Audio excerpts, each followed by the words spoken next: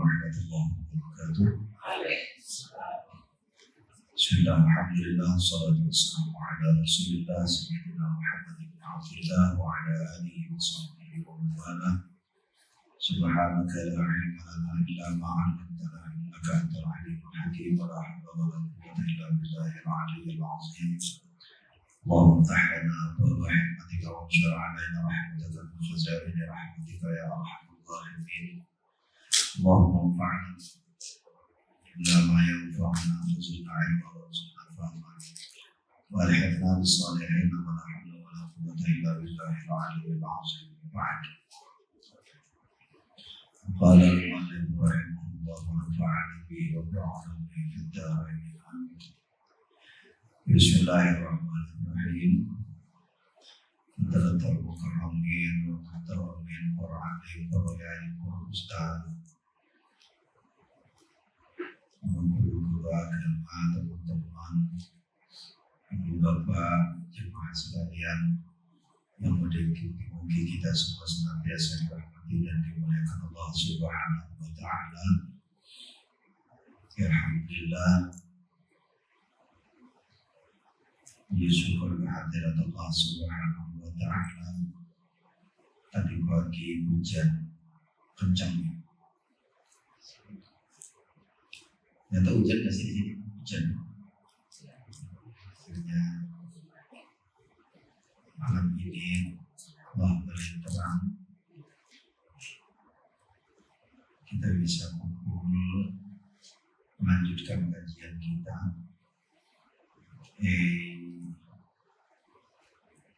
Tadi seperti yang disampaikan oleh Mas Wahid, kita masuk ke kitab yang sangat kontemporer.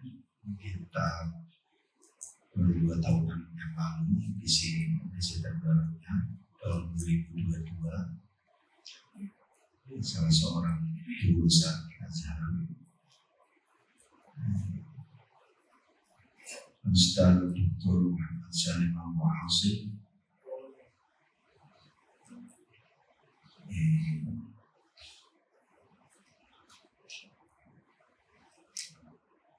banyak sebenarnya pilihan kitab yang lain. Nanti di bagian akhir saya akan singgung sedikit tentang bagaimana di belahan dunia lain orang memperkenalkan Quran. 4 kitab yang kita baca sampai hari ini tipenya secara umum sama, bahwa target audiensnya atau pembacanya adalah mereka yang mengimani. Jadi konsumsi, kalau nama tulisan itu konsumsinya konsumsi internal, orang lain boleh baca. Tapi keempat-empatnya sama, termasuk kitab ini. Dia berangkat dari asumsi bahwa ini kitab suci yang harus diimani, maka membacanya mulai dari mengimaninya. Jadi karena mulai dari mengimaninya, maka yang pembahasannya juga berangkat dari iman. Maka kajian-kajian akademiknya tentu ada. Beliau beri judul kitab ini dengan Al-Mustasfa fi Ulumul Quran. Sekalipun tidak menyebut secara spesifik, tapi kesan saya adalah tabarukan dengan Mustasfanya Imam Al-Ghazali di Ushul Fiqh. Karena di bagian pengantar buku ini beliau secara eksplisit juga mengutip Imam Al-Ghazali, walaupun tidak menyebut bahwa judul ini diambil dari sana. Satu. Kemudian yang kedua, ada yang menarik di bagian awal buku ini. Sebelum nanti kalau kita bicara hujan,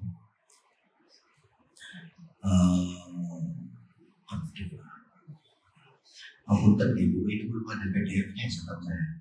Benar ya, belum ada PDF-nya.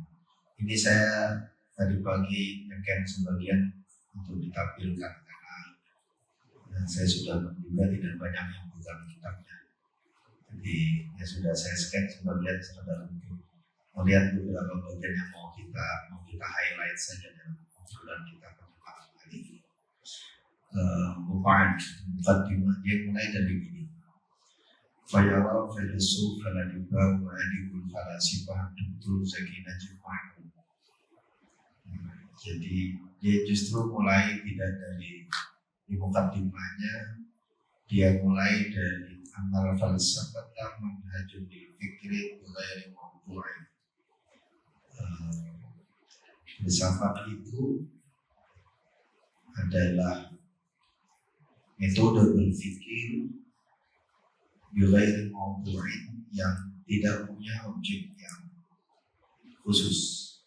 Artinya dia bisa digunakan untuk apa saja.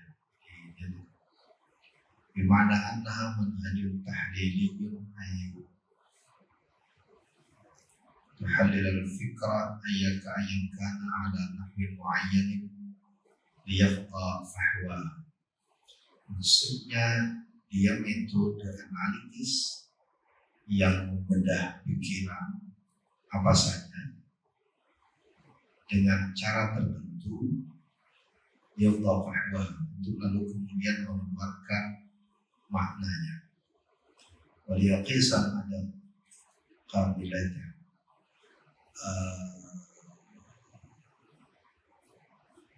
Untuk lalu kemudian mungkin membuat kias, membuat standar, membuat ukuran keberterimaan dari pikiran tersebut agar dia bisa diterima. Ditakuna fikratan mustaqimatan awla takun. Dengan begitu pikiran bisa dianggap lempeng atau tidak lempeng, diterima atau tidak, benar atau tidak. Bahadal manhaj tahlili bil fikri yang kana wal manhaj alladhi kana sajidan 'inda ulama'i al-awamil fi tafsir wal hadits wal lughati wal kalam wal usul. Menurut dia cara berpikir filosofi seperti ini itu di cara hadal manhaj tahlili, metode analitik terhadap pikiran apa saja ini, dia adalah metode yang mengatur karena saji dan ulama. Dia menjadi pemimpin ulama-ulama kita dulu dalam tafsir, hadis, bahasa, kalam, usul. Karena dia kata Arabiyah itu menafihnya itu dengan termasuk bil qadarati ala fadliha min baqiyat at-tasawwurat al-batinah allati tattali la fi'til. Oke, sudah sampai sini. Itu satu. Jadi dia mulai dari konsep bahwa kalian akan menentukan dunia. Yang kedua, di paragraf selanjutnya, kalau dia pertama dibidai dengan ambil kemiskinan. Baru tadi pagi saya cek. Wanah nulil asam, kata dia, sayang sekali. Asbahna naqbil al-afkar, ya, naqbil al-afkar al-musab, saya tidak tahu. Saya bacanya musmatah, bukan atau musabbatah. Pikiran-pikiran yang didiamkan, maksudnya itu pikiran-pikiran yang dihentikan, maksudnya. Jadi pikiran-pikiran yang dimatikan, istighfar akan mengangkat mafhumah musallamah atau menerima kasus. Jadi kalau pemahaman, kalau mengangkat mafhumah musallamah, atau jadi kalau pemahaman itu atau penerimaan itu seperti demikian, itu datang dari kasus. Dia tidak menerima diskusi apa. Maksudnya kejumutan berpikir. Jadi sayangnya kata dia kita menghadapi kejumutan dalam berpikir yang tidak menerima satu diskusi apapun. Pada menjadi nanti ada betul lahu nafsi fi kulli ma antu musta'in taufiqillah min Allah. Nah, yang metode dia ini dia bikin untuk melawan kejutan. Dan itu dulu, ini isinya semuanya. Dia bicara metodenya secara umum. Lalu kemudian struktur kitabnya kata dia. Nanti kita akan fokus di bagian awal saja. Struktur kitabnya tentu ala madkhal. Jadi kitab ini dia susun dari satu pengantar umum, lalu kemudian di dalamnya ada 5 pembahasan, lalu penutup. Pengantar umum yang dia maksud adalah faqad khasastu li bayani mabadi'a hadhihi al-'ilm al-'ashara. Nah, ini sudah berbeda dengan itu awal misalnya bedanya dari Zarkashi, Suyuti sama Manahilul Irfan. Pada beberapa hal ada dekat dengan Manahilul Irfan karena selisihnya hanya 1 abad dan sama-sama di abad kontemporer.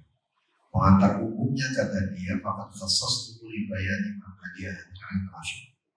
Aku akan khususkan untuk menjelaskan pokok-pokok dari ilmu yang 10. Jadi ilmu itu cuma pikir.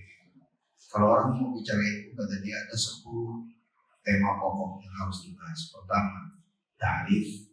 Setawarnya beda nih. Ta'rif, maudu, topiknya apa? Samratul waqaf. Jadi hasilnya apa? Utamanya apa? Sandarannya kemana? Mewakil siapa yang menyusunnya, waismuhu namanya apa, masalah istibdadihi dasar pengembangannya apa, masailu masalahnya apa saja, wahab syar'i fi ta'allumi wa ta'limi, dan hukum syara dalam belajar dan mengajarkan. Maka demokrat menjadikan baina ulumul Quran wa ghairiha min ulum. Untuk bisa membedakan kata dia mana ulumul Quran dan mana ilmu lain. Tafsir an jawahariha Tamazul khasais, untuk membongkar jauhannya intinya, lalu kemudian menunjukkan kekhususannya. Oke, itu itu pengantar umumnya. Kita akan bicara lebih amal bahasan awal. Jadi sekalipun secara struktur berpikir pertama dia mirip seperti Az-Zarqani, yakni mulai dari ta'rif. Kan kemarin kita ingat di Zarkashi dan Suyuti, ketika memperkenalkan Quran, dua-duanya nggak bicara ta'rif. Zarkashi mulai dari memperkenalkan karakter teks. Suyuti dengan cara memperkenalkan konteks di sekitarnya. Jadi orang mengenali Quran dengan cara ini. Dan nanti kita akan lihat di belakang saya memperkenalkan beberapa literatur kontemporer di Barat yang digunakan untuk memperkenalkan Quran. Itu cenderung kemana? Zarqani, Manahilul Irfan mulai menggunakan ta'rif. Jadi konsep ta'rif itu sebenarnya konsep belakangan. Definisi Quran yang kita kenali Quran. Nah, di sini mungkin menjadi barang penting karena bagi dia itu mabadi.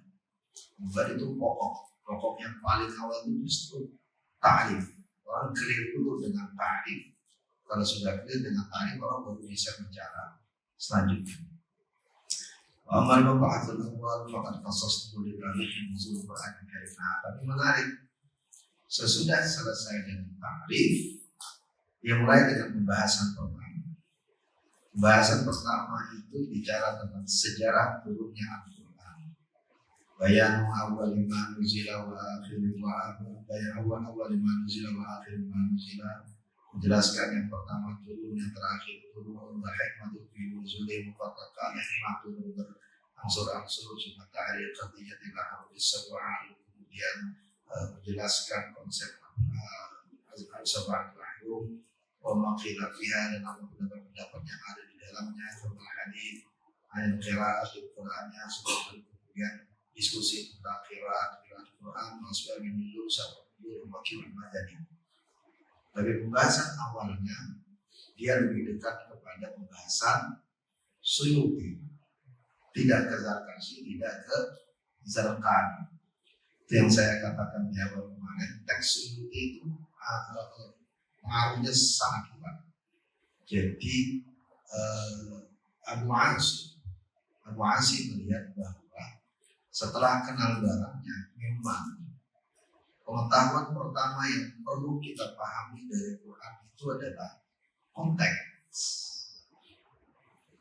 Jadi pengetahuan pertama, karena konteks itu yang menentukan teks itu mau dimaknai apa dan mau dibawa ke mana. Itu basis berpikirnya. Jadi konteks itu menjadi sesuatu yang sangat penting katanya. Jadi dia mau mengatakan bahkan sampai waktu ada membahas binaq tahwilatil hadatsiyah washabul qira'at al-mu'asir al-kirim amal bahsan wal khasastu lil hadithi. Jadi pada pembahasan kedua dia bicara tentang binyatin nassi wa bayani tartibi ayatihi wa suwalihi wa maqasidiha wa asrari tasmiyatiha.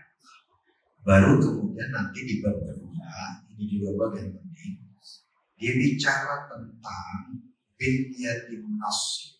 Ini yang tidak secara spesifik muncul di 3 kitab yang pertama. Ini pembahasan yang relatif baru, yakni tentang tekstualitas tetapi dalam dalam posisi teksnya. Jadi dia bicara di situ tentang ada kitab lain ada kitab lain yang baru ditulis tentang judulnya An-Nas wal Khitab. Jadi teks dan tuturan.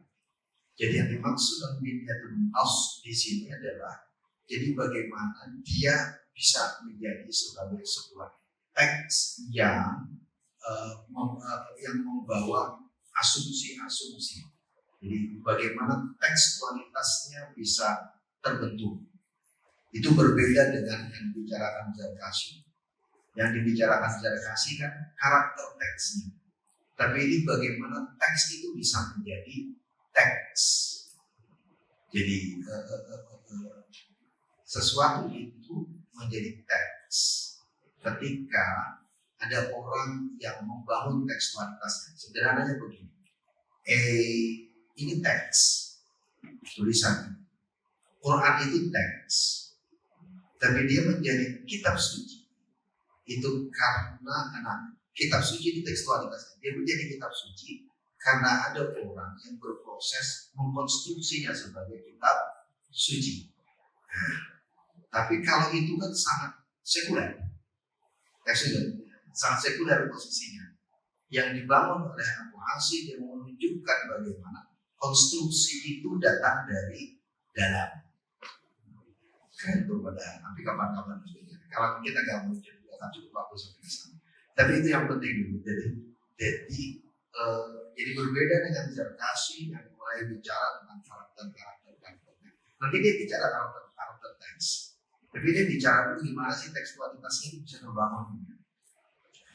Wa man membahas tsaris wa qasas nuril hadits an khasa'is bayan al-Qur'ani wa wujuhi ijazi wa sumuhi wa ikhtilafi wa tanaqud baina ayati. Bab ketiga dia mulai bicara tentang khususiyah. Ini kekhasan penjelasan Al-Qur'an, ijaznya, ketinggiannya yang melampaui perdebatan dan tentangan di antara ayat-ayatnya. Wa man bahasa Quran fa qasdul hadis yang dua Al-Quran Al-Karim mubalaghah. Baru kemudian di bab keempat baru dia mulai bicara tentang karakter teks yang kan seperti pembicaraannya Zarkashi di awal, seperti juga pembicaraan Suyuti di bagian akhir juz 1 dan hampir semua isi juz juga. Wal khatim al-maqatul khamis wal akhir fa qasdul hadis yang dari Al-Quran Al-Karim rasul istinbat. Yang terakhir baru dia bicara bagaimana dalalah Dalalah itu apa ya? Dalalah itu saya bisa dalalah itu ada tulis biasanya pas lupa saya. Apa ya dalalah itu? Dalalah itu iya artinya menunjukkan, tapi dalam bahasa Indonesia ada, dalam istilah linguistik ada bahasa yang lebih tepat menunjukkan dalalah.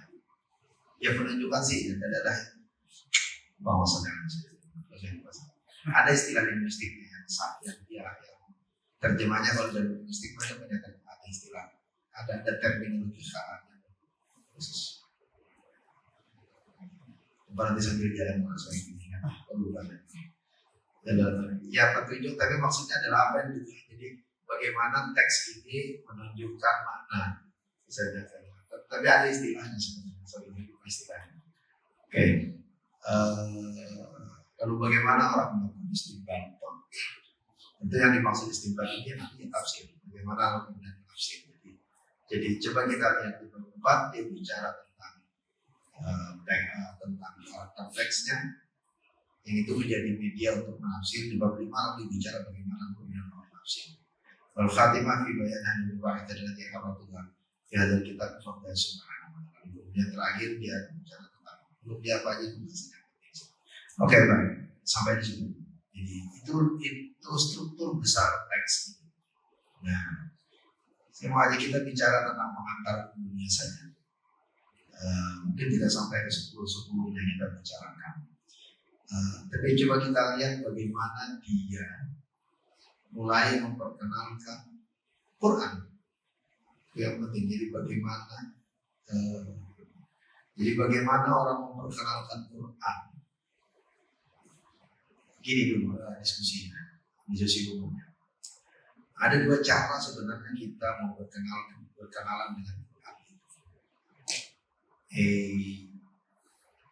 Bisa cara yang sangat subjektif, artinya ya sudah, kita ambil Quran, kita baca dalam batas tertentu, dan kita ikuti saja kemana pikiran kita membayangkan apa barang ini. Atau dengan cara yang sudah objektif, saya tidak pernah sebut jadi objektif sebenarnya. Dengan cara yang sudah objektif, yang seperti objektif tapi sebenarnya tidak objektif.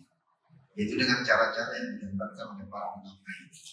Para ulama mencoba menggambarkan ini loh Quran, yang dia sebut dengan bikin dia kisah. Para ulama mencoba bikinkan standar dengan batasan-batasan itu orang memahami itu Quran. Itu Quran di dalam batasan-batasan itu. Dalam prakteknya sebenarnya dua-duanya bekerja. Dua-duanya bekerja itu begini maksudnya. Di satu sisi kita berpikir tentang Quran itu melalui proses panjang. Proses panjang itu begini. Coba lihat anak kecil yang lagi belajar Iqra. Bagi dia ya Quran itu ya buku bacaan yang sedang dia pelajari, tidak lebih dari itu. Sangat biasa bagi dia Quran jatuh itu ya jatuh saja kan. Yang tua kan lalu yang ngajarin, Quran itu ngebil, jiwa gitu kan. Tapi bagi anak kecil ya biasa saja. Tapi lalu kemudian karena berjalannya waktu, teguran dari orang tua, cara ngajari, pelan tapi pasti membangun konstruksi bahwa sadar dia bahwa itu cara berperilaku terhadap Tuhan yang berbeda dengan cara berperilaku terhadap teks yang lain. Kalau kemudian jadilah Quran di dalam pikiran dia. Jadi Quran yang kita pikirkan itu sebenarnya bisa jadi di antaranya itu tidak satu-satunya penjelasan. Di antaranya dibentuk oleh pengalaman panjang kita berinteraksi dengan orang, perintah orang. Ini kita tidak pernah kebayang juga saja. Ya udah.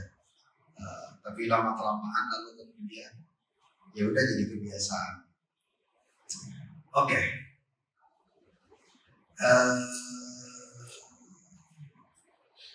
Baik, saya baca cepat saja bagian ini. Namun tadi hakul dasyuruhi fi masail ilmi, kata dia, jadi tentang 10 pokok yang pertama itu tadi. Mau tidak mau qabla syuruh, kata dia, jadi harus. Jadi tidak bisa escape, tidak bisa dihindari. Mau tidak mau.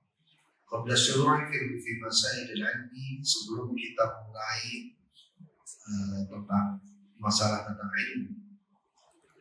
Ayu ilmin kana min al-ulum nafi'ati, ilmu apa saja yang bermanfaat, kata dia.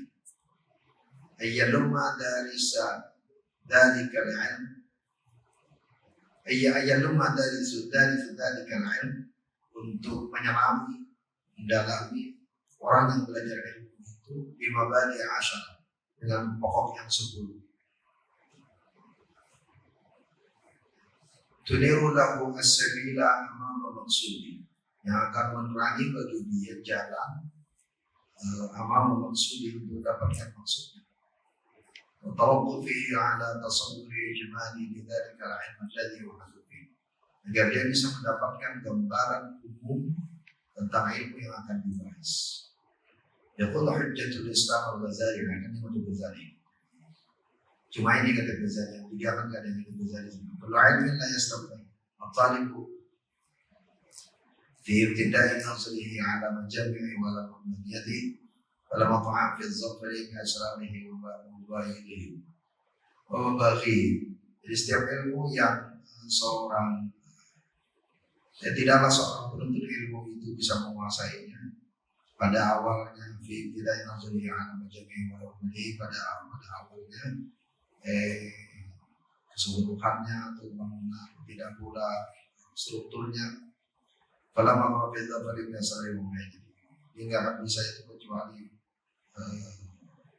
dan dia tidak akan bisa masuk pada filsafat lebih.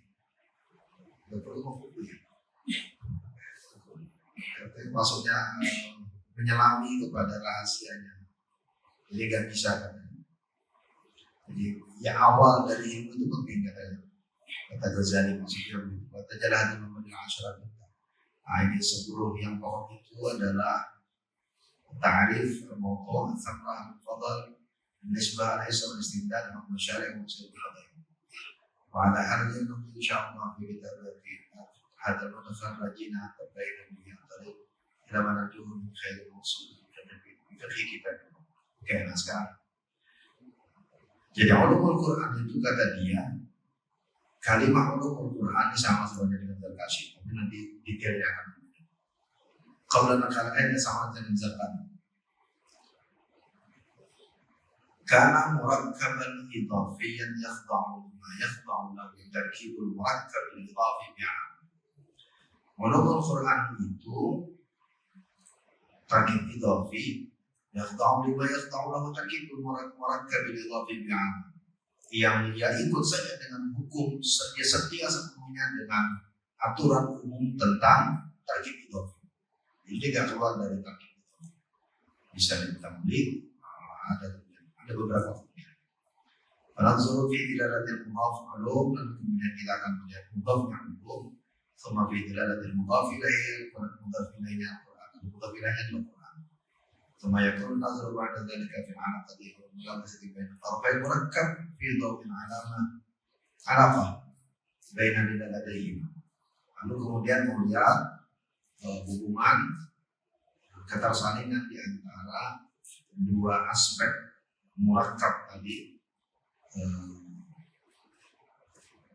lalu bagaimana petunjuk makna dari keduanya. Oke, pertama dulu, dia mulai dari kalimat ulum, itu jamak dari kata ilm, dan ilm itu dalam bahasa Arab idraku haqiqat asy-syai' bi ta'addud fi'l bidzalika ila maf'ulil ma'in,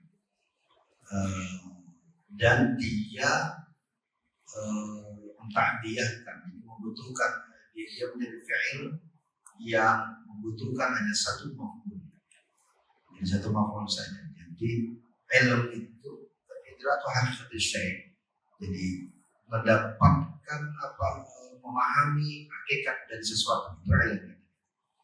Dalilnya la ta'lamunahum Allahu ya'lamu. Oke. Tufidu ayatan. Ilmu itu juga bisa bermakna kata dia idrakul hukmi 'ala syai', mendapati hukum dari sesuatu. Nah, kalau ini dia butuh dua mafhum. Fa'in alimtumu mu'minatin. Jadi kalau memahami hakikat sesuatu itu mafhumnya cuma satu. Tapi kalau memahami hukum dari sesuatu dia dua mafhum. Jadi kalau hakikat sesuatu hakikatnya saja. Tapi kalau hukum sesuatunya sama hukumnya. Dua sekaligus. Apa konsekuensinya? Dijelaskan semua. Qira'at alladhi yanbaghi an na'lamahu kalimat al-ma'rifah khassun min kalimat al-'ilm. Kata dia kalimat ma'rifah itu lebih khusus daripada kalimat ilm. Haidiyah idrakun bisyai' bitafkir wa tadabburi athari. Jadi kalau ma'rifah itu memahami sesuatu dengan cara memikirkannya dan mentadabburi dampaknya, efeknya. Jadi kalau ilm itu lawannya ilm itu adalah jahl. Jadi kalau orang tahu lawannya adalah tidak tahu. Tapi kalau ma'rifah itu lawannya adalah ingkar. Bagaimana dapat dibawa ingkar? Ila akhiri ma'unalika min furuq allati la tad'an ilmu ma'rifah min al-mutararif. Jadi kalau begitu ilmu dan ma'rifah itu tidak 100% mutararif. Gitu. Dia mirip-mirip tapi tidak 100% mutararif. Apa konsekuensinya?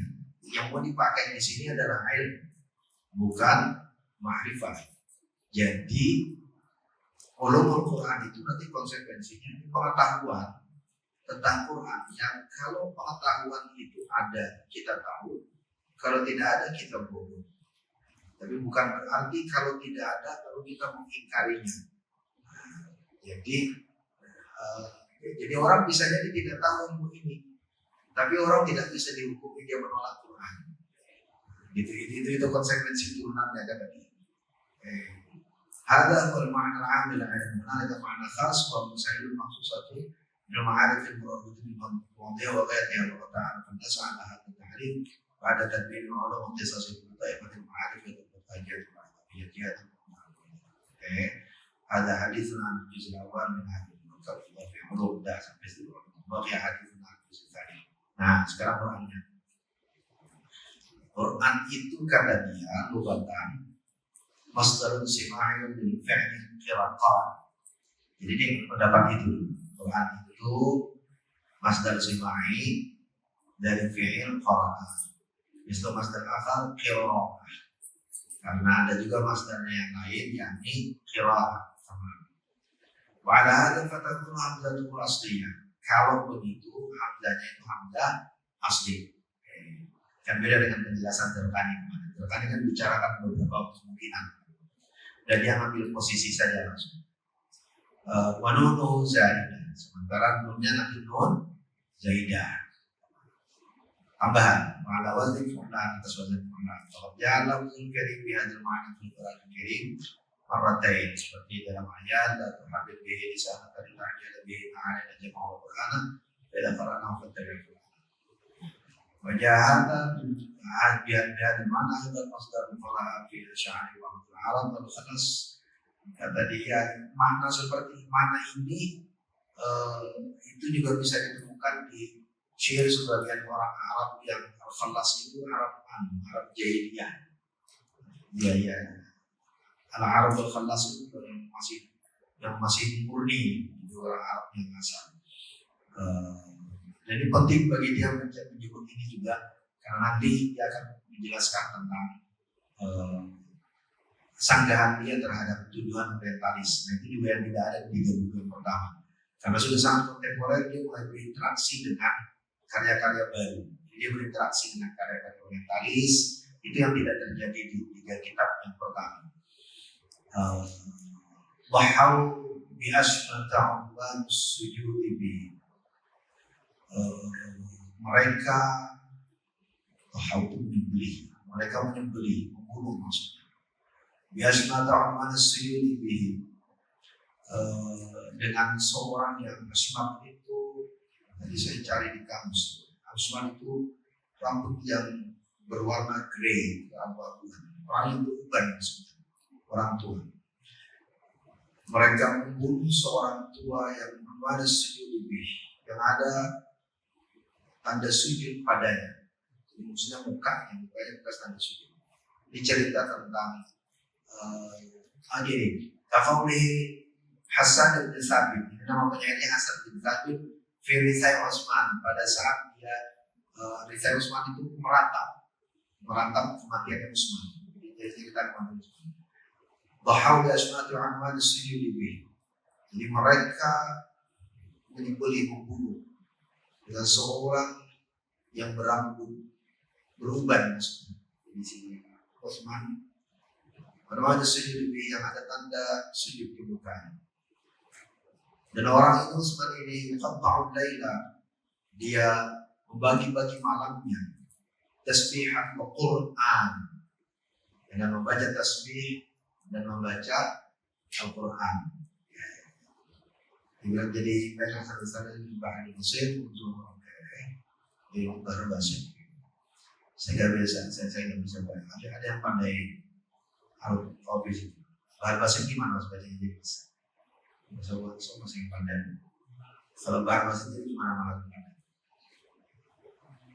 Dahau bi'asmakahun wa sujud bihi yuqatta'ul laila tasbihan wa gimana? Ya udah ada yang pandai baca ini. Oke. Baik, itu satu tadi. Jadi itu penting bagi dia untuk menegaskan yang tidak muncul di kitab pertama. Karena dia sudah berinteraksi dengan orientalis yang menuduh bahwa Quran itu bahasa Arab itu Quran itu aslinya bukan bahasa Arab, karena bahasa Arab itu bukan bahasa asli. Di belakang sekali dia cerita, kita tidak sampai ke sana.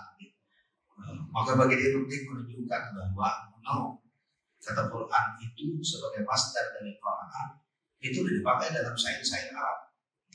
So, Noai kata dia tidak ada intinya. Kalau begitu tidak ada jalan untuk menuduh bahwa bahasa aslinya Quran itu bukan dari bahasa Arab.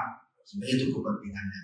Makanya dia tunjukkan syair-syair Arab yang falas, yang syair-syair Arab yang klasik, yang menggunakan kosakata yang sama. Itu nanti perdebatannya menjadi menarik karena begini. Oke, saya melompat saja dulu bagian situ. Walaupun saya tidak duduk di sini. Di antara tuduhan orientalis, karena memang spesifik, dia merespon orientalis dulu. Kan di antara tuduhan orientalis adalah macam-macam, misalnya Luxembourg bila bahasa asli Quran itu Syria, Aramaik, bahasa Arab. Patricia Crone juga bicara yang hampir senada, bahasa Arab itu tidak asli, jadi dia turunan dari sebenarnya dia bahasa yang tetap belakangan, bahasa sebelumnya bukan Arab, di kalangan orang Arab sana.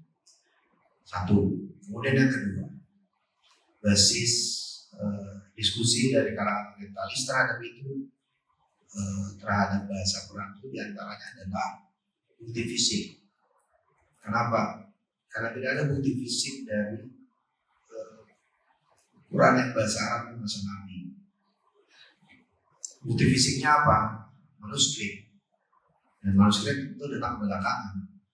Karena tidak ada bukti fisik yang semasa dengan Nabi, jadi datang belakangan semua. Maka secara material dianggap tidak valid argumen bahwa Quran itu dari masa Nabi. Kenapa? Karena bukti fisiknya tidak ada, bukti materialnya kan belakangan. Tapi sebenarnya penjelasannya sangat sederhana. Orientalis juga yang menilai. Anggelikan Noin misalnya juga menilai. Ya, tuduhan orientalis yang seperti itu benar secara metodologis, tapi tidak benar secara material. Kenapa?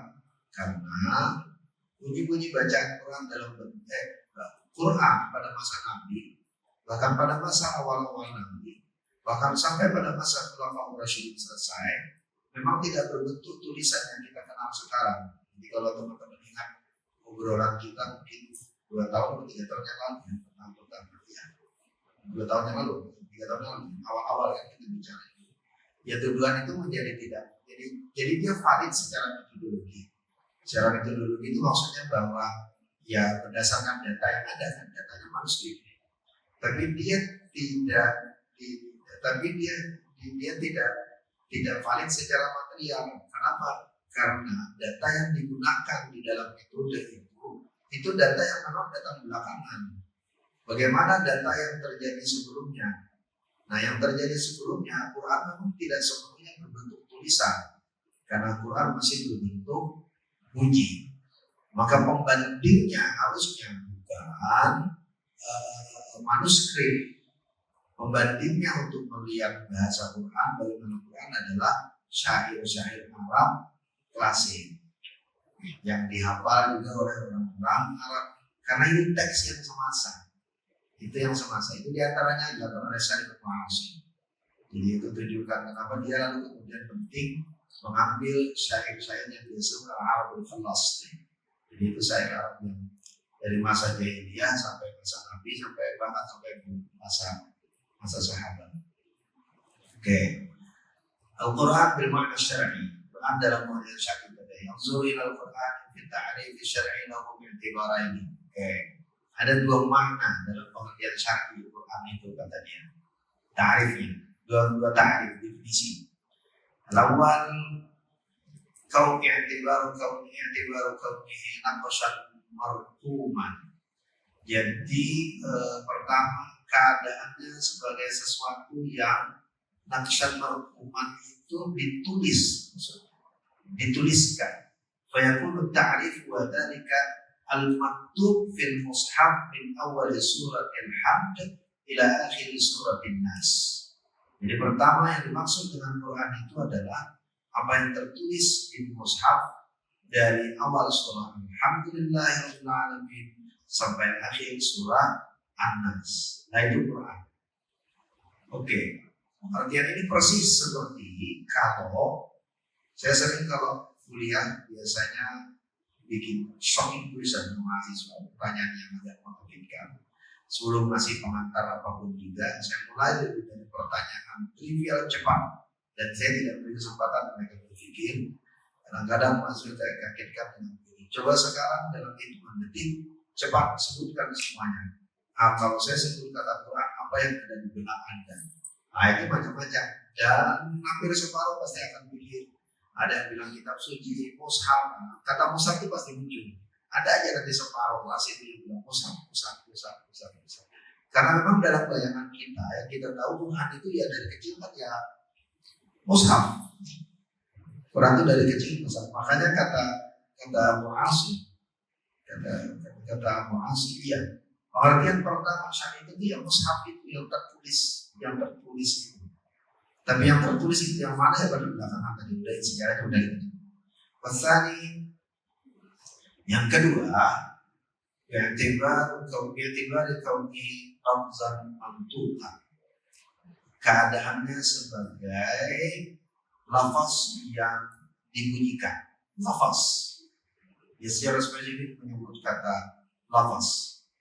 Tetapi terhadap lafaz ini fayakunu ta'riful Qur'ani bihadzal i'tibar, maka ta'rif Qur'annya adalah annahu al-qaulul munazzal ala Muhammadin sallallahu alaihi wasallam al-mu'jizatu bi suratin minhu al-manqulu ilaina baina daffatayil mushaf naqlan mutawatiran al-muta'abbadu bi tilawati. Quran itu kata dia adalah al-qaulul munazzal. Padahal kan sebenarnya dia sebut lafaz mantuqan, lafaz yang dituturkan, dibunyikan. Nah, lafaz yang dibunyikan itu jadi sebagai keadaan, sebagai substansi. Substansinya adalah lafaz yang dibunyikan. Kalau yang pertama tadi kan substansinya adalah naqshan marquman. Jadi sesuatu yang digores-goreskan. Atas itu kan orang memahami. Jadi sesuatu yang digores-goreskan pada satu tempat. Maka dengan itu Quran itu adalah waktu. Tapi kalau sekarang lafzan menentukan, substansinya lafzan menentukan. Lafzan menentukan itu kata dia, Quran itu al-qaulul munazzal, perkataan yang diturunkan ala Muhammadin sallallahu alaihi wasallam kepada Sayyidina Muhammad sallallahu alaihi wasallam. Ini mungkin baginya al-mu'jiz bi suratin minhu, yang dia menjadi mu'jiz atau mu'jizat dengan surah di dalamnya. Kita biasanya hanya al-mu'jiz saja, tidak menyebut spesifikasi surah, karena dia akan memperdebatkan. Nanti justru dia mau menunjukkan perdebatannya di sana. Kata bisurah ini punya itu. Jadi yang mu'jiz itu bisurah minhu. Karena tantangan ayatnya kan faktu bisuratin min, ayatnya kan mau datangkan dengan satu surah yang semisalnya. Maka mu'jiz itu kata dia sebenarnya bisurah. Mu'jiz itu sebenarnya bisurah. Kalau kita kan selalu membayangkan biasanya mu'jiz itu yang Quran kasih ujian itu yang mu'jizat. Ternyata menarik sekali Abu Asim batasi tidak. Dimaksud mu'jiz itu kalau versi Quran ya surah. Nanti dia akan memperdebatkan itu sesudahnya. Al-maqulu ilaina, yang lalu kemudian dinukilkan, ditransmisikan kepada kita baina daffatil mushaf, di antara dua cover mushaf, naqlan mutawatiran, dengan transmisi yang mutawatir. Nah, muta'abbad, nah dia kasih titik itu kan, kelihatannya titiknya. Al-muta'abbad bitilawati, titiknya tuh saya cuma nggak sadar. Saya pikir titik itu ya nggak sengaja, atau ternyata itu sengaja titik. Al-muta'abbad bitilawati, yang membacanya dianggap sebagai ibadah. Oke.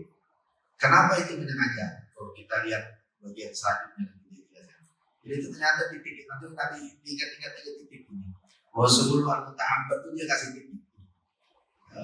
Dan ngasih titik itu sengaja karena dia mau membedakan antara konsep al-muta'abbad dengan yang sebelum-sebelum, dengan yang munazzal, mu'jiz, al-maqbul. Itu kata dia berbeda dengan al-muta'abbad sebagai konsep. Konsepnya beda, ini dua konsep yang berbeda. Jadi sama-sama mensifati Qur'annya, tapi konsep sifatnya itu berbeda antara munazzal, mu'jiz dan maqbul dengan al-muta'abbad. Oke, syarh ta'rif wa ikhraj muhtalizat. Al-qaul. Nah, sekarang dia bedah satu persatu.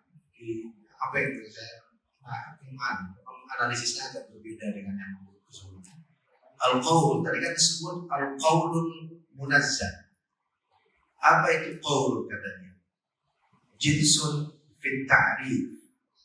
Jadi dia isim jenis, kata benda jenis, ta'rif dalam bentuk ma'rifah, al-qaul. Kalau begitu, isim jenis dalam bentuk ma'rifah ini maknanya adalah al-lafzul mufid, lafaz yang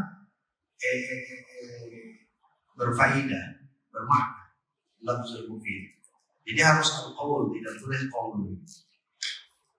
Wa yakhruju bihi al-lafza ghairal mufid, ghairal mufid.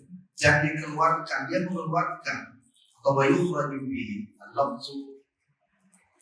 Jadi dikeluarkan darinya, yang lafzul mufid itu adalah segala lafaz yang tidak bermanfaat.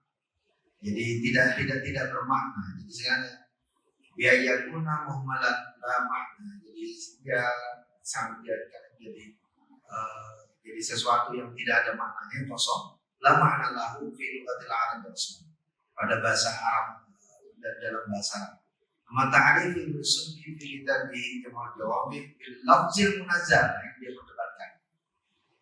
Sementara dalam ta'rifnya Ibnu Subki di kitab Jamul Jawami itu al-lafzul munazzal. Menurut dia kan yang benar al-qaulul munazzal. Faghairul daqiq. Tapi itu gak mendalam. Wadzalika qibali al-lafz wal jinsul ba'id as-sadiq bil muhmal alladhi la ma'na lahu. Jadi lafaz itu isim jenis yang jauh, yang sadiq bil muhmal, yang dia tidak punya makna. Jadi lafaz itu bisa apa saja, tapi dia tidak selalu bermakna. Walladzi la yadkhulu syai' minhu fi mufradatil Qur'an wa la tarakibi battah. Jadi tidak mungkin ada lafaz dalam Quran kalau tarkibnya sama sekali tidak mungkin begitu. Jadi nggak mungkin dalam Quran itu bentuknya lafaz sesuatu yang, jadi kalau lafaz itu kata dia dalam bahasa maknanya itu dia bisa tidak bermakna, bisa jadi tidak punya makna. Jadi lafaz dia bunyi-bunyian. Wa amal qaul, sementara qaul atau kalam fa huwa min jinsil qarib. Jadi isim jenis yang qarib la yuqal illa ala khususil lafzil musta'mal. Dia tidak diucapkan kecuali untuk lafaz yang ditujukan untuk penggunaan tertentu. Walladzi minhu yata'aqqalul nazmul karim. Yang dengan itu lalu kemudian Quran itu disusun. Jadi lafaz itu bunyinya saja. Bagi dia bunyinya saja itu lafaz, dia bisa tidak bermakna. Tapi kalau qaul itu pasti lafaz yang bermakna. Makanya dia lebih suka dengan kata qaul. Itu satu. Al-munazzal. Nah, al-munazzal ini jadi qaidun awal. Saya percepat. Munazzal ini kata dia qaid yang pertama. Jadi qaid yang pertama itu sifat, dia mensifati yang pertama. Sifat pertama dari qaul itu adalah munazzal. Kalau begitu dia tidak termasuk diantaranya adalah qaul-qaul yang tidak diturunkan. Kenapa? Karena kan ada qaul yang ditujukan kepada malaikat, atau jinnan, atau bashar, atau masya Allah. Ada yang kepada malaikat, kepada jin, kepada manusia, apa saja yang mau. Wakhruju bihadzal qaid jami'u ahadithi sallallahu alaihi wasallam kursinya. Oke. Keluarkan semuanya hadis kursi, hadis kursi dan qaul-qaul Nabi. Satu. Yang kedua, ala Muhammadin. Qaidun tsani, dia turun kepada Muhammad. Kalau begitu ini menghilangkan Taurat, Injil dan Zabur katanya. Nah, yang ketiga, al-mu'jiz bisuratin minhu. Qaid yang ketiga, qaul ini tadi itu menjadi mu'jizat dengan surah di dalamnya. Jadi kalau begitu kata dia, kalau dia disebut mu'jiz bisuratin minhu, dia mengeluarkan, jadi menolak menjadi bagian dari Quran adalah pertama hadis qudsi. Kenapa? Karena dia bukan mu'jizat, adalah qaul. Bahwa qaulul jumhur. Nah, yang kedua, maksudnya menarik. Dia menolak pendapat adanya mansukh tilawah. Jadi nggak ada katanya mansukh tilawah itu nggak terjadi. Karena Quran itu al-qaulul mu'jiz di surat Al-Anbiya, maka dengan sendirinya tidak ada itu mansukh tilawah, tidak mungkin. Kenapa? Kenapa tidak mungkin ada mansukh tilawah? In qulna bi wujud hadzal naw' fil waqi' wa huwa qaulul jumhur aidan. Jadi ya kalau kita anggap mansukh itu ada, bagian mansukh itu ada. Ini seperti pendapat para jumhur. Wa illa, karena kalau tidak begini, fa innahu la yujadu min hadzal mansukh suratun bi tamamiha hatta takun mukjizat. Jadi kalau mansukh tilawah itu diterima, maka tidak akan tidak akan terjadi dengan mansukh ini surat itu menjadi sempurna hatta takuna mukjizat. Jadi akan ada nanti di Quran itu surah yang tidak bisa jadi mukjizat karena kurang. Kamala yang minhu wa kalam tentang mudrakat surah. Sebagaimana kita tidak akan bisa tahu jadinya kalimat yang sempurna yang dalam seukuran surah. Walau keabsari surat ini, walaupun sebatas hanya sekadar surah yang paling pendek. Al-qawli bitawqafit tamamil maksud ala adli salati ayatin mutawalid al-aqal. Jadi pendapat yang mengatakan bahwa yang disepakati bahwa bitawqafit tamamil maksud ala adli, kesempurnaan pesan surah dalam Quran itu jumlahnya minimal ada 3 ayat berturut-turut. Jadi katanya kalau mansukh tilawah itu terjadi, maka akan ada kemungkinan bahwa surah itu tidak sempurna karena tilawahnya hilang. Bagi dia mansukh menasah hukum oke. Nasah hukum oke, nanti di bawah dia cerita. Nasah hukum tapi bakal tilawah itu oke. Tapi kalau nasah hukum dan tilawah atau bakal hukmi, mana sudah tilawah itu nggak bisa. Itu nggak masuk. Oke, itu salah pendapat dia. Amain dapat lah itu ada syarat-syarat. Tapi kalau ada yang misalnya mensyaratkan, tidak mensyaratkan bahwa harus tiga ayat untuk bisa sempurna itu, pada yang cuma mansukh tilawah biar terkait. Mansukh tilawah itu tidak dikeluarkan dengan sifat yang ini, dengan kait yang ini. Baru kain akan, tetapi dengan kait yang akan. Oke, itu satu pendapat. Jadi masih ada pembahasan. Al-qaid yang keempat, al-manqul ilaina baina dafatai mushaf naqlan mutawatir, yang disampaikan kepada kita di antara dua mushaf dengan nakal yang mutawatir.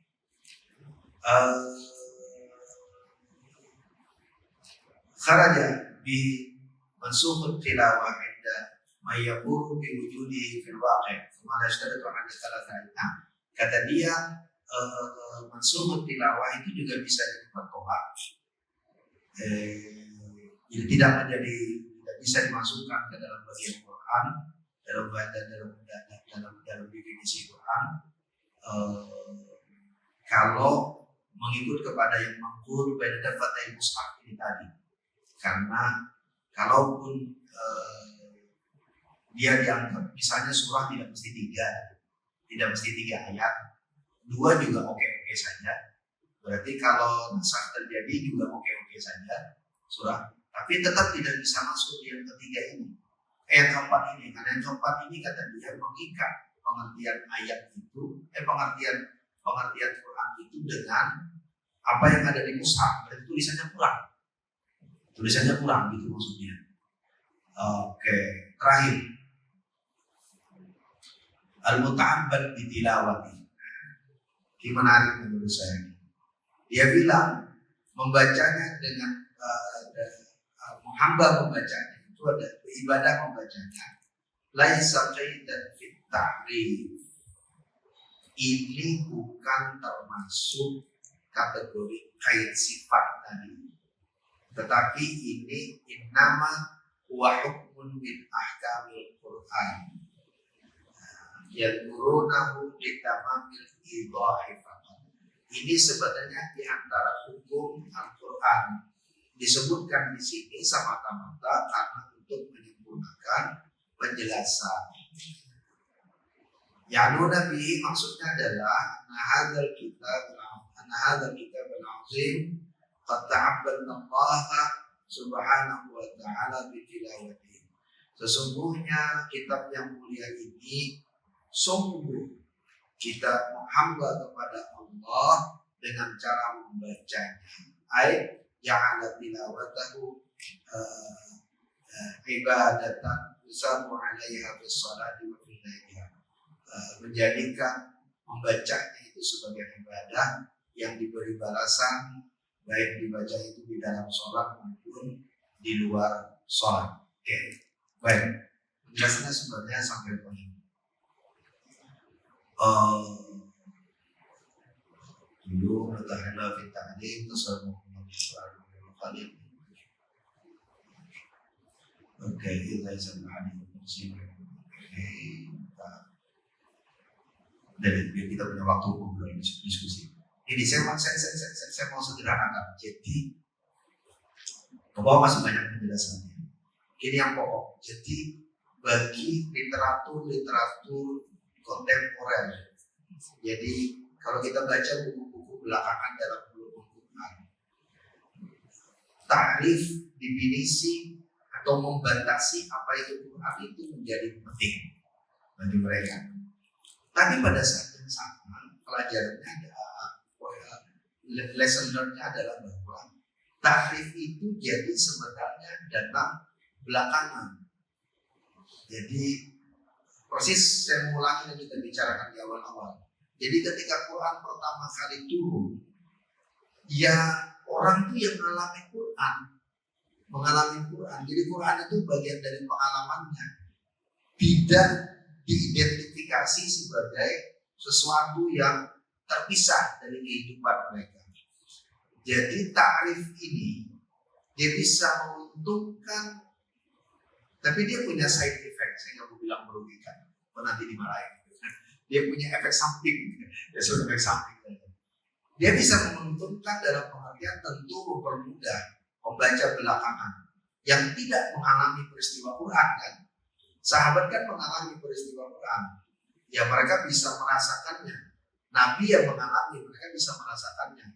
Orang belakang kan tidak mengalami.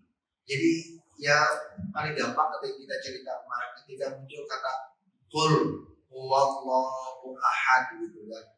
Kita kan nggak punya pengalaman di sekitar kita terhadap kata esa itu. Kenapa? Karena kita tidak berasal dari menyembah berhala. Kalau menyembah mal mungkin iya. Ada zakat mal, ada zakat mal. Zakat mal berarti ya kalau menyembah HP juga mungkin iya. Lalu Mobile Legend itu mungkin iya.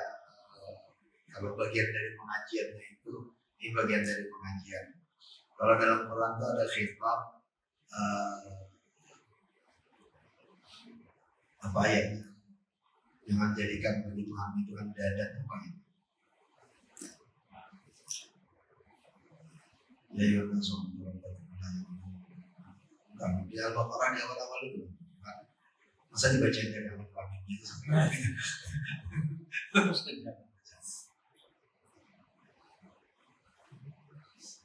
apa ayatnya? Jangan jadikan bagi Allah itu dan itu kan pesaing maksudnya. Apa ayatnya? Beda orang kampung nggak boleh berangkat. Padahal di zaman sampai di surah sekian, ayat sekian di pojok sini. Wah itu keren itu. Saya bisa aja sih bilang kayak gitu. Habis itu Anda cek, bukan Pak pojok kiri, geser. Geser. Itu anugerah yang Allah anugerahkan kepada mereka. Saya bilang, oke. Apa ya? Ya lebih.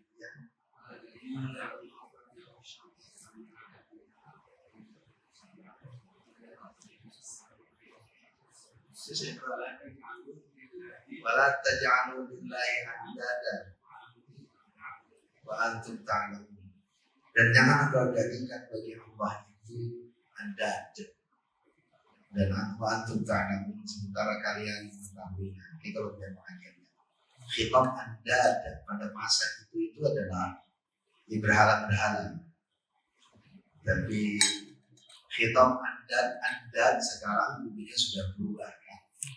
Karena berhala dulu disebut andad karena dia memalingkan perhatian orang-orang Arab dari menyembah Allah.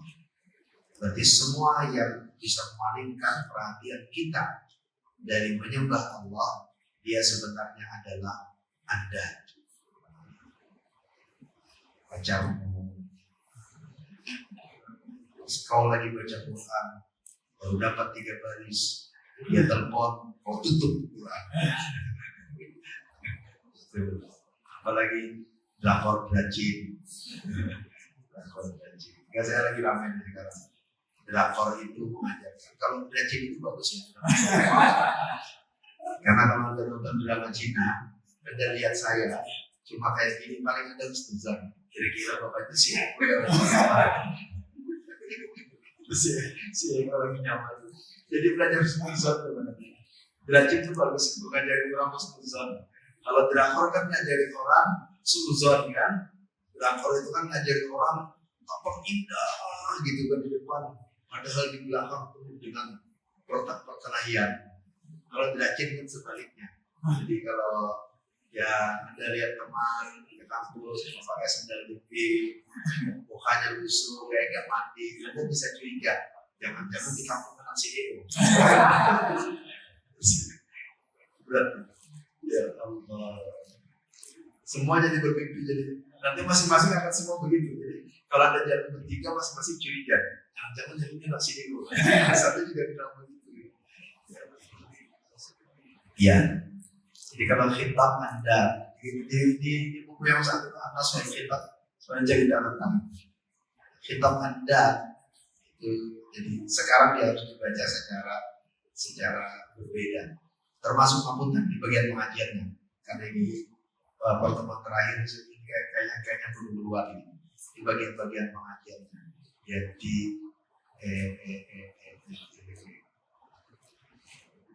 tapi kalau di Quran udah banyak sekali sebetulnya ayat. Saya tidak paham kasus banjir di Sumatera, banjir di Kalimantan, banjir di Sulawesi. Iya sih, banjirnya itu urusan takdir Allah. Innallaha indahu ilmus sa'ah wa yunazzilul ghaitsa. Itu jelas urusannya Allah. Allah yang tahu yang yunazzilul ghaits. Tapi harusnya sebaliknya berpikirnya.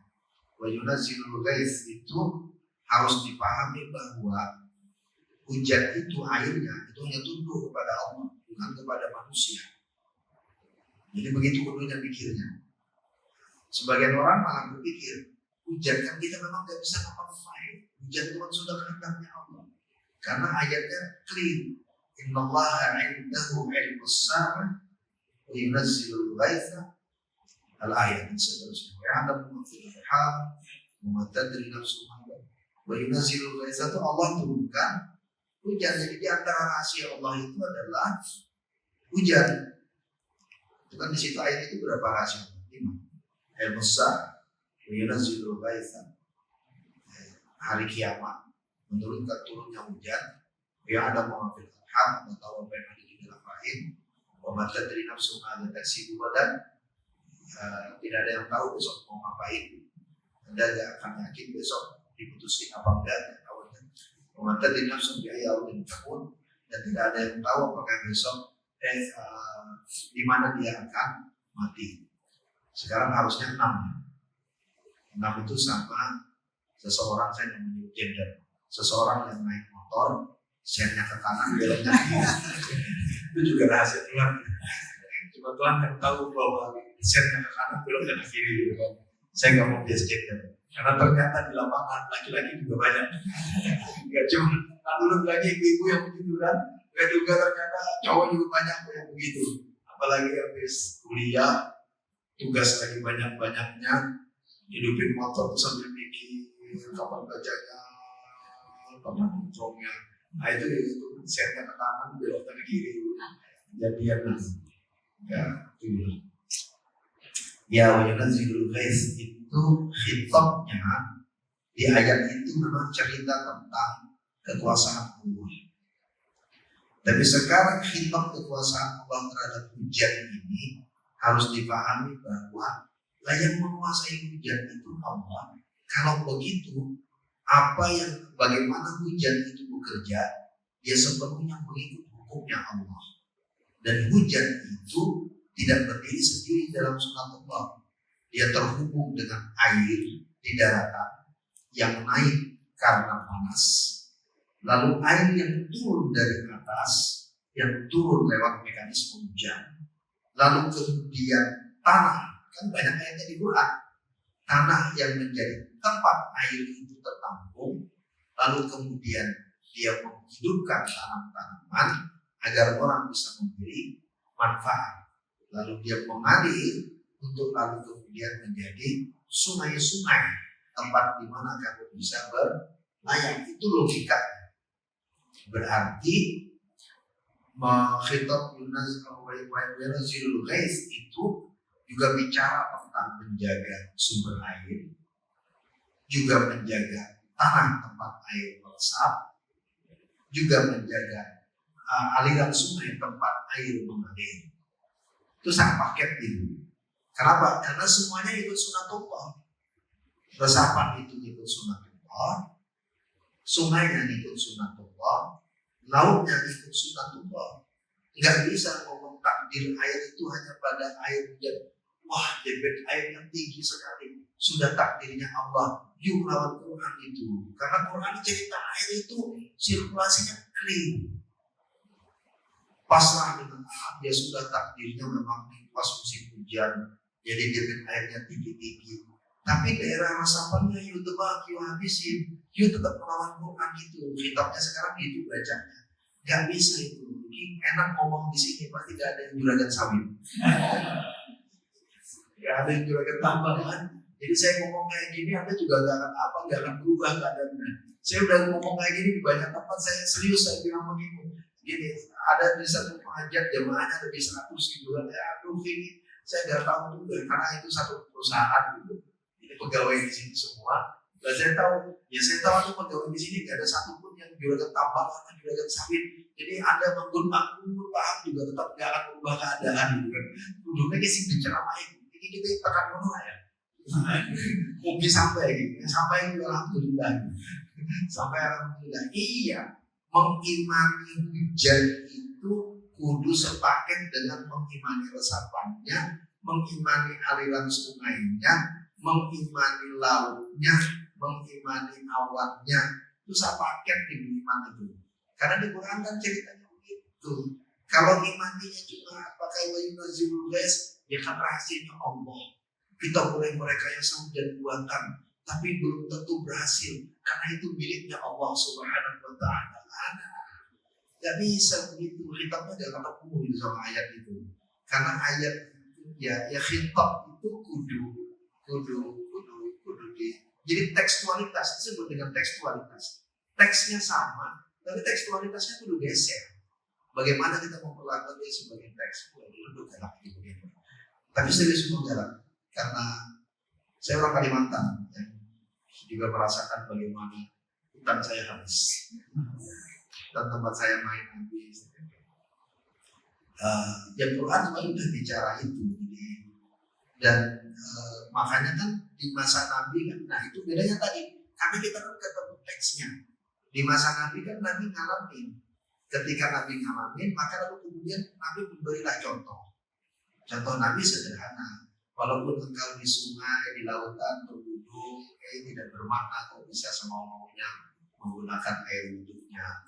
Besok kata Nabi kiamat kau punya satu biji tetap tanam. Kan begitu. Itu kan cerita-cerita bagaimana daerah resapan itu perlu dijaga. Dan itu bagian dari keseharian gitu kan. Jadi kita tahu besok hari kiamat itu soal nanti orang mau nanam biji gitu.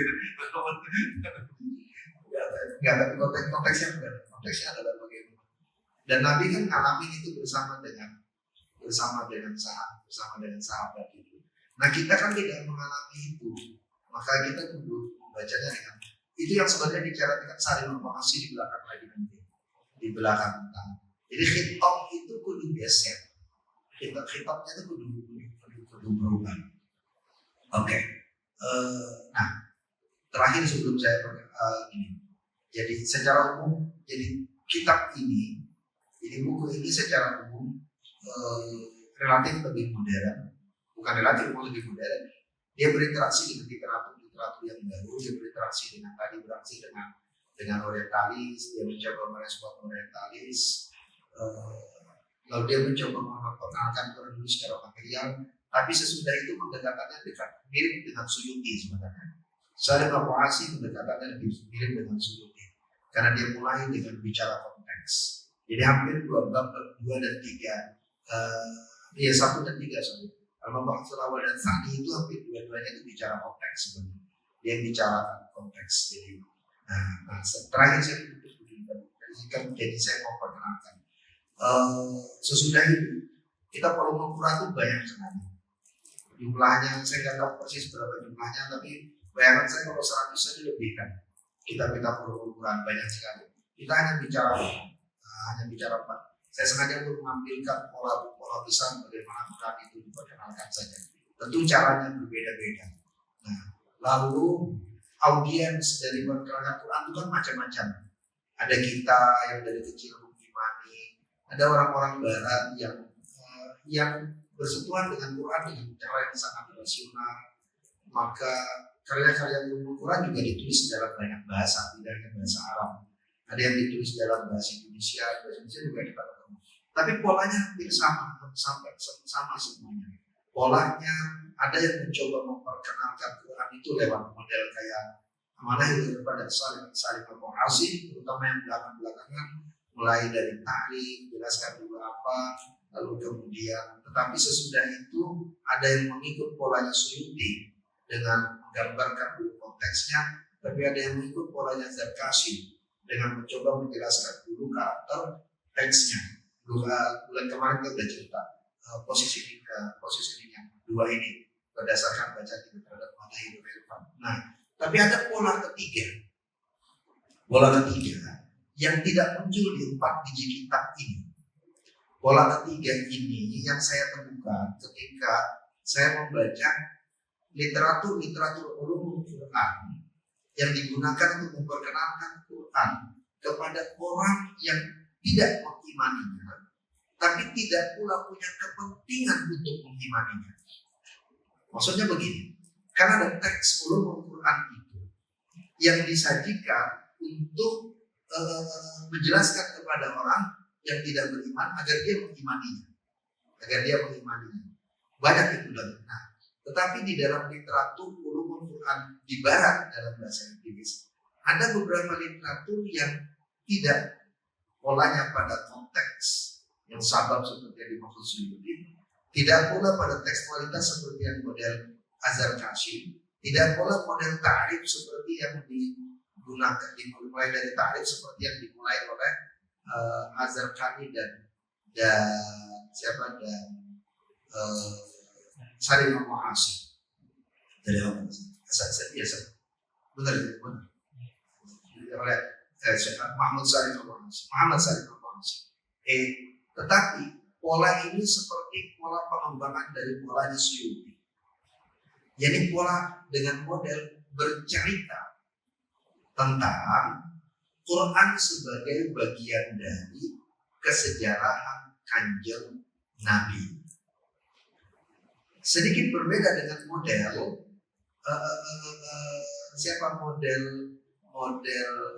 Suyuti.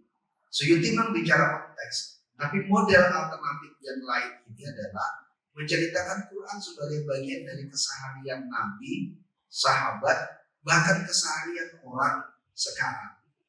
Ada bukunya Anagem, Introduction to the Quran. Namanya saja Anagem, dia muslimah. Kalau ada yang tanya, Pak itu kafir atau bukan? Kan bisa begitu kan?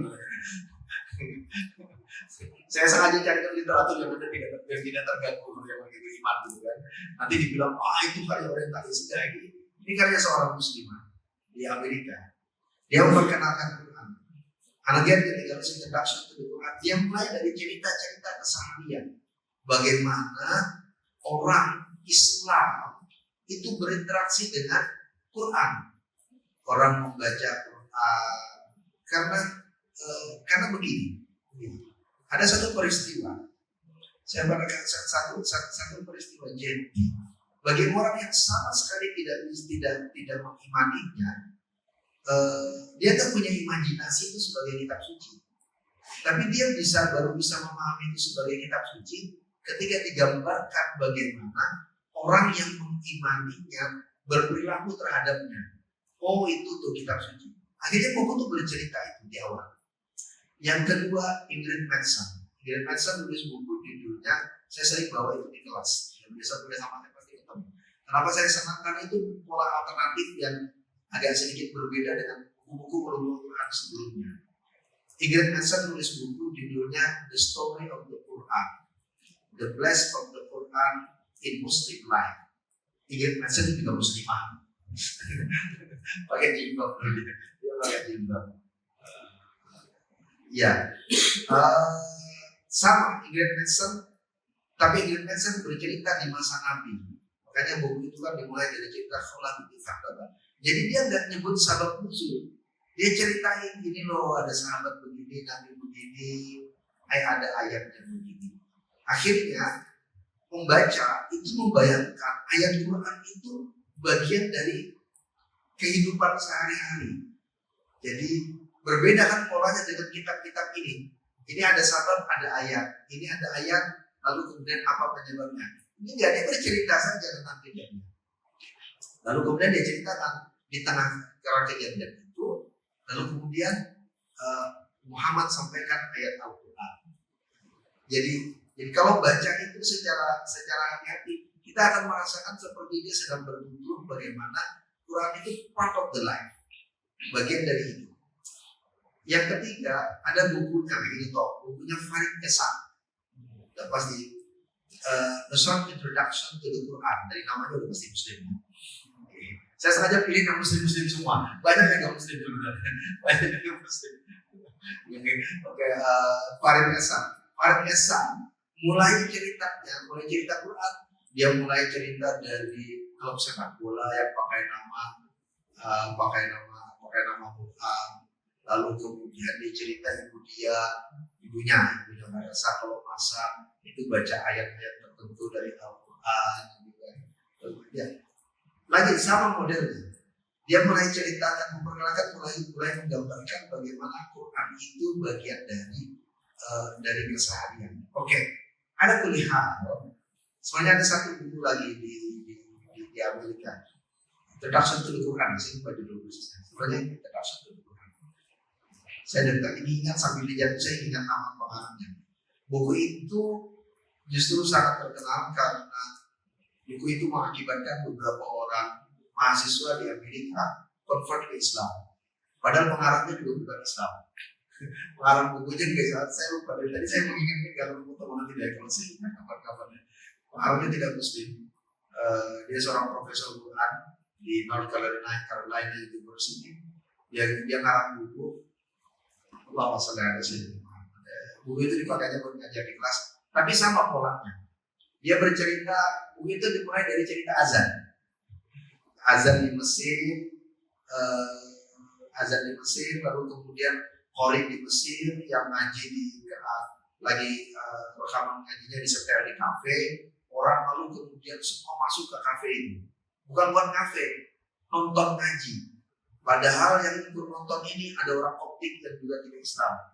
Jadi orang pada bergerombol sampai ngaji itu selesai baru orang bubar. Jadi di Mesir itu dia ceritakan hanya ada 3 kejadian orang akan kumpul dan diam. Satu, nonton bola. Yang kedua, orang besar meninggal. Dan yang ketiga, ketika baca Al-Quran disetel di TV. Jadi orang akan kumpul. Dia mulai dari cerita itu memperkenalkan kepada audiens. Dan menariknya buku itu buku daras, buku pelajaran di sekolah. Pas dipakai beberapa muridnya convert. Dia sendiri gak membuat. Dia yang ngarang yang membuat. Muridnya gara-gara baca itu berbuat sampai akhirnya dia diprotes sama sejumlah orang tua di sana karena dianggap misionaris Muslim. Tapi Muslim itu dia orang sama. Ini menarik kasusnya menarik. Jadi sempat ditahan beberapa waktu dia tidak boleh mengajarkan buku itu. Tapi ya bukunya juga. Saya punya bukunya. Tapi tadi nggak ketemu. Saya dari jalan aja baru pikiran buku itu penting. Tapi ada kuliah. Jadi kalau begitu secara keseluruhan ini, sekarang saya mau bagian pengajiannya. Biar ibu-ibu ada bekal pulang dibawa pulang ibu pengajiannya. Tidak hanya waktu akademik dari akademik. Jadi begini catatannya. Dari semua cerita ini, dari semua model Quran itu diperkenalkan, apakah yang model Zarkashi, model As-Suyuti, model Az-Zarqani, atau model Salim Al-Mu'amsi, atau model-model yang ibarat diceritakan tadi. Sebenarnya semua ingin bercerita, ingin menceritakan. Itu yang disebut oleh Allah Subhanahu wa Ta'ala dalam Al-Quran, bahwa Quran itu Syahrul Ramadan alladzi unzila fihi al-Quran hudan linnas. Menarik itu dalam kitab tafsir sudah diperlihatkan. Karena kan ada dua momen kan. Momen pertama di awal Al-Baqarah disebut hudan lil muttaqin. Quran itu dia bagi orang yang bertakwa. Tapi masih di Al-Baqarah nanti agak ke belakang ke tengah muncul lagi pernyataan yang sama. Juga turun. Tapi dia sekarang hudan linnas. Dia disebut sebagai petunjuk bagi manusia. Nah, petunjuk bagi manusia yang saya mau beritakan. Cerita literatur ini semua mau kasih tahu bahwa ada banyak, karena Imam Nawawi sudah nulis, maka kelompok ini yang dalam hermeneutika disebut dengan romantis. Romantis mengatakan bahwa kemauan utama dari si penulis itu bisa dijelaskan. Nah, kalau kemungkinan kedua yang terjadi adalah ya penulisnya sudah tidak di hadapan kita. Dia sudah menulis menyusun dengan kata-kata, sementara kata-kata itu abstrak. Tidak ada kata-kata yang konkret. Yang konkret itu kan referensi.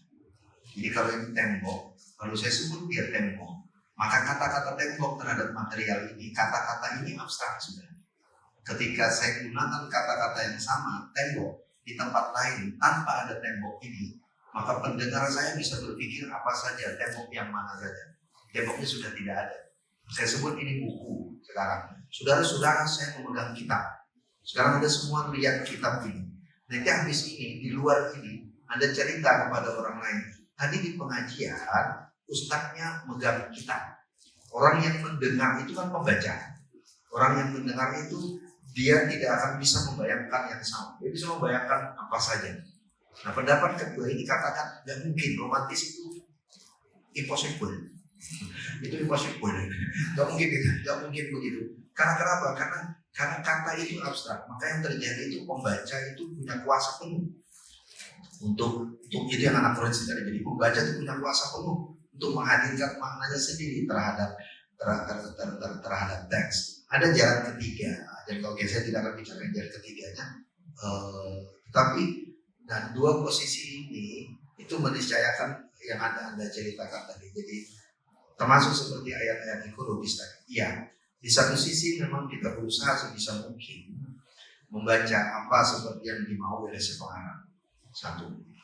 Tapi pada saat yang sama, ini ceritanya, tidak mungkin, memang kita tidak akan bisa ketemu cerita banjir, tidak akan ketemu banjir bandang, tidak akan ketemu cerita hutan gundul di dalam naskahnya Imam Nawawi. Ketika beliau bicara tentang ayat-ayat yang ekologis tadi, karena beliau berada di konteks sebentar di Banten, lalu beliau lama di Makkah, lalu menulis tafsir itu di Makkah. Jadi hampir pasti diksi-diksi itu tidak ada. Jadi hampir pasti. Jadi yang bisa kita lakukan adalah pertama kita menceritakan apa adanya yang beliau lakukan. Tapi kemudian yang kedua, nah ini tadi cerita tentang keluasan makna. Itu yang mengakibatkan perdebatan klasik di dalam studi Quran. Apakah ibrah itu bi umumil lafzi atau bi khususis sabab? Gitu kan? Suyuti, Zarkashi ikut pendapat bahwa dia bi umumil lafaz. Kenapa dia mengikut pendapat bi umumil lafaz? Karena kekhususan sabab itu qat'i dukhul, karena dia kan pasti termuat di dalam keumuman lafaz. Sementara keumuman, kalau kita ambil kekhususan sabab, banyak sekali keumuman lafaz yang ditinggalkan. Nah, akhirnya memang kita bisa berpikir dalam dua fase, dua level. Pada level pertama, ketika kita membaca karya Quran, membaca kitab tafsir, kita berusaha dulu memahami apa adanya kata mufassir. Tapi pada lapis kedua, tentu ayat dan tafsir ini menjadi pijakan bagi kita untuk lalu kemudian keluar lalu menemukan khitab yang sama tapi dengan mukhatab yang baru. Jadi mukhatab yang baru itu yang sebenarnya menjelaskan kenapa ayat sama tafsirnya bisa berbeda. Jadi sebenarnya yang terjadi di dalam sejarah tafsir kan juga begitu kan. Jadi memunculkan mukhatab baru terhadap khitab yang sama pada kasus Quran. Jadi dan itu akan terus berlangsung. Jadi akan terus berlangsung. Jadi ya itu tadi makanya saya katakan bahwa antara dia benar tapi bukan tidak benar ya. Dia benar tapi tidak juga selalu tepat. Benar bahwa kita harus mencoba menangkap ide orang apa adanya. Termasuk ayat-ayat ekologis tadi. Ayat ekologis menurut saya termasuk ayat yang kudu sangat open terhadap kemungkinan mukhatab baru. Karena ruang berubah, alam berubah, fenomenanya berubah, maka kita harus bisa menjelaskannya dalam bahasa yang baru. Jadi kita tidak bisa menjelaskan banjir bandang dengan banjirnya Nabi Nuh. Karena banjirnya Nabi Nuh tidak terhubung dengan kerusakan alam. Tapi banjir bandang harus kita baca. Makanya tadi saya membacanya dengan cara yang lain tadi. Kenapa? Karena kalau banjir bandang itu bukan dengan banjirnya Nabi Nuh, maka isinya adalah itu azab. Dan pada saat yang sama itu takdir kehendak Allah. Maka orang akan menerima apa adanya terhadap kerusakan di wilayah hulu yang sebenarnya itu juga pelanggaran terhadap sunnatullah yang lain. Ya, dan lagi-lagi pada akhirnya tentu akan muncul subjektivitas kita. Nah, subjektivitas kita itu kalau secara personal dia tidak bisa jadi hukum, tapi secara akademik dia akan dibatasi oleh tools ini tadi. Dia akan dibatasi oleh kaidah-kaidah dalam ulumul Quran, dia akan dibatasi oleh variasi-variasi tafsir yang lain. Secara metodologis begini kalau saya katakan. Kenapa kalau kita belajar tafsir kontekstualnya Abdullah Sa'id itu kan dia bicara tentang intermediary text. Intermediary text itu bercerita tentang kalau kita baca ayat di masa Nabi lalu kita mau terapkan dengan konteks baru di masa sekarang, sebelum sampai ke masa sekarang kita perlu baca sebanyak mungkin teks di antara dua masa ini dan bagaimana ayat yang sama dipahami dalam konteks yang berubah untuk menjelaskan bahwa kalau sekarang muncul penafsiran baru itu bagian dari perubahan yang sudah terjadi. Jadi bukan perubahan yang mendadak tiba-tiba baru sekarang. Oke, itu satu. Kemudian yang kedua, bagaimana Mas? Sehingga nyata. Oh, penjelasan sunnahnya. Dulu ya kapan kita pakai hadis itu kita hadis. Ya, prinsipnya begini. Satu, mungkin kembali lagi ke yang kita baca di Zarkashi. Zarkashi itu menarik karena dia bicara di awal tentang karakter teks. Salah satu bentuk karakter teks Quran itu adalah mubham. Kemubahaman Quran itu ditujukan untuk kepentingan yang lebih umum agar ayat menjadi tidak spesifik. Makanya muncul tadi bi umumil lafz, tidak bi khususis sabab. Karena keumuman nafas itu memberi ruang dia dimaknai di dalam konteks yang baru. Tuh. Nah, lalu kemudian hadis bukan satu-satunya, tetapi ketika dia membutuhkan penjelasan hadis dalam pengertian adalah bahwa agar yang mubham ini bisa bertemu dengan konteksnya. Tapi nanti pada saat yang sama yang mubham ini akan dibawa ke dalam konteks yang baru. Jadi kalau begitu posisi hadis di situ tidak dalam pengertian ketidaksempurnaan, justru dia ada dalam pengertian bahwa membantu itu tidak sempurna lagi ya. Jadi posisi hadis tidak dalam pengertian ketidaksempurnaan teks Quran, tapi posisi hadis sebagai alat yang berfungsi untuk menarik satu makna dari Quran terhadap kemungkinan untuk menarik makna yang lain di dalam konteks yang lain. Karena hadis itu kan berfungsi untuk memberi konteks pertama. Jadi hadis itu konteks yang pertama. Seperti kita cerita tadi, dia evolve terus. Maka apakah lalu Quran lalu kemudian membutuhkan, pertanyaannya bisa lebih ekstrim sebenarnya. Bukan cuma hadis. Kalau begitu Quran itu membutuhkan kita sebagai pembaca. Quran tidak membutuhkan kita sebagai pembaca, tetapi kita sebagai pembaca akan membawa subjektivitas kita ketika kita bertemu dengan Quran. Jadi bukan Qurannya yang butuh kita, ya dia begitu aja. Dia teksnya selalu begitu saja. Tetapi subjektivitas yang berbeda-beda ini yang akan bertemu dengan Quran. Jadi penjelasan hadis terhadap Quran tidak dalam konteks bahwa dia butuh penjelasan. Karena ada misalnya begini, ada ayat-ayat yang tak perlu hadis orang bisa paham. Bisa. Qul huwallahu ahad. Kita butuh hadis untuk ketemu konteks pertama kan. Tapi sesudah itu orang tidak membutuhkan hadis lagi untuk lalu kemudian menjadikan dia sebagai alat legitimasi bahwa Tuhan itu esa. Kita tidak perlu lagi punya imajinasi tentang berhala. Kita nggak perlu imajinasi tentang patung-patung di sekitar Ka'bah untuk lalu memahami makna qul huwallahu ahad. Itu menunjukkan bahwa jadi hadis tentang cerita obrolan Nabi dengan orang Nasrani, dengan orang Muslim, iya, dia berfungsi untuk membantu menjelaskan konteks pertama ayat. Tetapi ayat ini sebagai teks yang mubham, dia akan datang ke tempat dan waktu yang lain, lalu dia akan membangun makna baru bersama dengan konteks yang baru lagi. Kan kalau dianggap membutuhkan sampai kapanpun dia harus pakai hadis, kan? Tapi ternyata realisnya tidak. Kita baca ayat kursi misalnya, udah nggak mikir konteks lagi.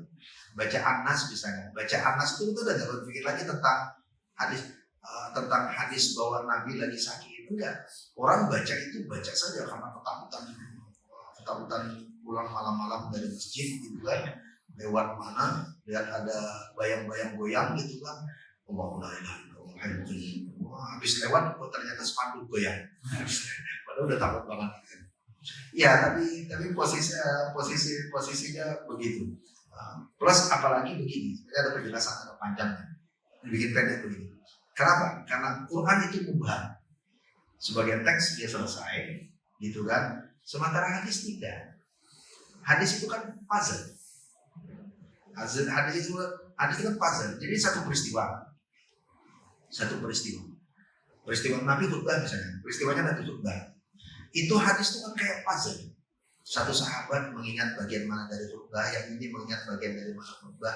Itu kalau dijadikan satu baru nanti terdapat gambaran utuh khutbahnya Nabi. Nggak bisa pakai satu hadis kita menilai Nabi begitu. Pakai hadis Nabi begitu. Kenapa? Karena sahabat, jadi Nabi lagi ngapain gitu. Nabi sholat misalnya kan, sahabatnya ada 10 di belakang Nabi. 10 sahabat ini kan pada lagi sholat kan, nonton Nabi sholat kan sholat bareng Nabi. Itu bisa mengingat masing-masing secara berbeda penggalan-penggalan tertentu dalam praktek sholatnya Nabi. Nah, penggalan-penggalan ini yang digabungkan lalu jadilah penjelasan praktek sholat keseluruhan. Maka kita tidak bisa sebut lalu kemudian Quran tergantung pada hadis, karena hadisnya puzzle, hadisnya kan berbentuk puzzle itu. Jadi dia memang membantu, tapi dia tidak bisa membatasi. Dia membatasi. Dan banyak kasus yang gitu Mas saya coba di materi.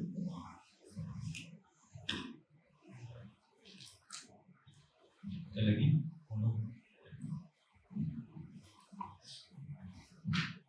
Assalamualaikum warahmatullahi wabarakatuh. Maaf kalau malam berbaca waktunya ini ada gimana ya?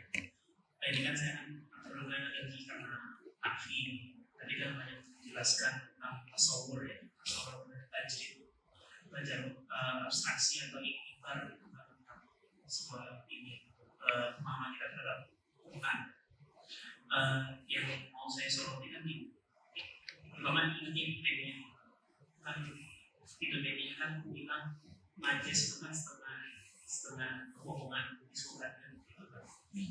Sedangkan saya nggak tahu faktornya era modern ini gimana. Kan kalau misalnya ke tadi karakter Quran kan, kalau ada teologi orang tua tadi Quran itu majasi atau bahasa lain Muhammad yang rada-rada ambivalen, ringkih dikatakan apakah mengandung kebenaran atau enggak kan isi itu Muhammad dan majas. Kalau itu atau gitu. Nah, kayaknya pada pertemuan ini saya belum nangkep, maaf gitu. Tapi gimana akhirnya soal karena yang saya rasakan kalau sampai benar dipercayai majas itu lebih cenderung kepada hubungan, nanti kan agak bermasalah dari gitu ketika konsekuensinya dalam nafsu. Padahal ini bagian dari karakternya Quran.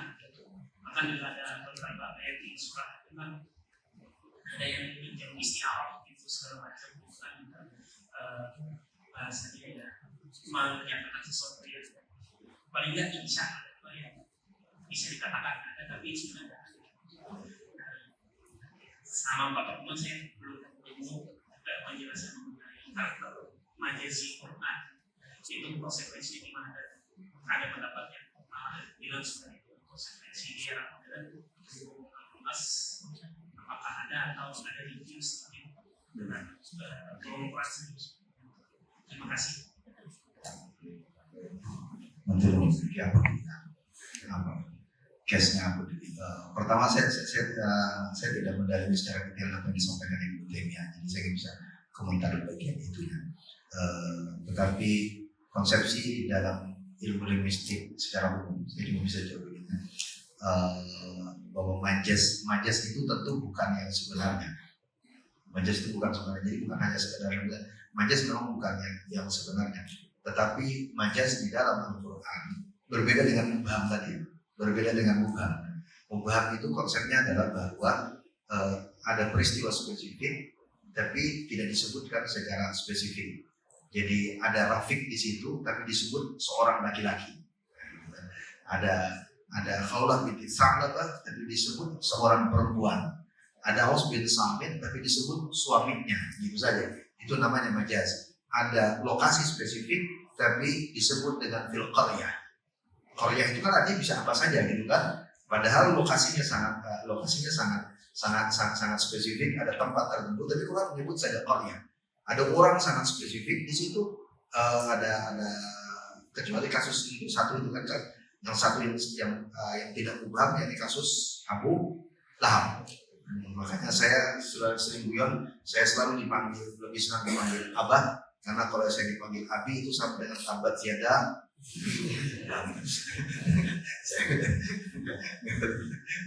Oke, itu mubham. Jadi mubham. Ya berbeda dengan majaz gitu kan. Dalam Quran yang ada istiarah karena dalam linguistik, tapi majaz dalam Al-Quran bagi sebagian pembahasan Salim Al-Mu'az sebenarnya tidak spesifik menegaskan itu, tapi sebatas yang bisa saya pahami penjelasan para ulama.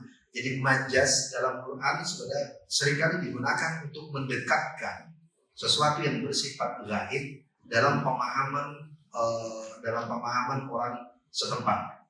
Jadi tentu dia tidak real, itu benar. Tapi belum tentu itu nisful kadhib. Dia tidak bisa dikali. Jadi ketika misalnya mengatakan begini bahwa taman surga yang seperti sungai mengalir, sudah pasti sungainya tidak seperti itu. Itu sudah pasti tidak seperti itu. Jadi itu pasti unreal. Tetapi dia berfungsi untuk mendekatkan yang gaib di dalam pemahaman yang terdekat.